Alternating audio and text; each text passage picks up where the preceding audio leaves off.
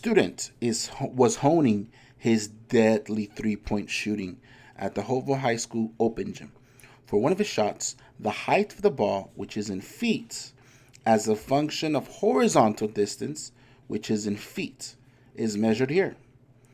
So we're talking about the x being horizontal distance. Horizontal distance. How much is the ball traveling left to right?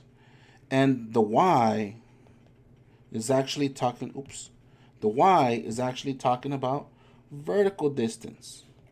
Vertical distance. How high did you throw the ball? So two different types of distances, guys. We're talking about horizontal and vertical. All right, so what is the significance of the y-intercept? So be careful, guys, because you need to know what is a y-intercept. Y-intercept, the name itself says it. When you have a y-intercept, I'm going to give you a fun fact here.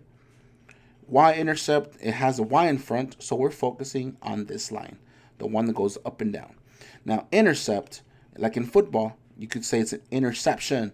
It's when you catch something, or when the ball and when the football and the player collide or touch. So again, it's when it touches the Y line, right there. So that's what we're focusing on. And if it helps you, how about we make a little drawing? Again, what are we doing here? This person is honing his deadly three-point shooting. So let's see if this makes sense then. If we have a person here, we have a person making a shot. Here's the first arm. Here's a second. He's going Curry with the shot, making that shot all the way. What do you think happens here? Well, you guessed it. Basically, this is where the basket is, you see? That's where the basket hits nothing but net. And notice that it's not a line continuously, because the net actually stops the motion of the ball, so it kind of interferes with its motion. So here's a picture that we're looking at. So which one of these statements talks specifically about the y-intercept? The student is shooting the ball from 26 feet away. Well, look at the basket. Is that 26 feet away? True. That's true. Oops, sorry. But what does that have to do with the y-intercept? Nothing really. So you don't focus on that. The rim of the basketball hoop is 10 feet high. Is the hoop 10 feet high? I'd say, yeah, about so, I would say so. But again, what does that have to do with the y-intercept? The graph has nothing to do with it, at least for the y-intercept. Even though it's true, it's not what we're looking for. The ball is released from the student's hand at a height of 6 feet. The ball is released from the student. Here's the student. The student's hand at a height of 6 feet.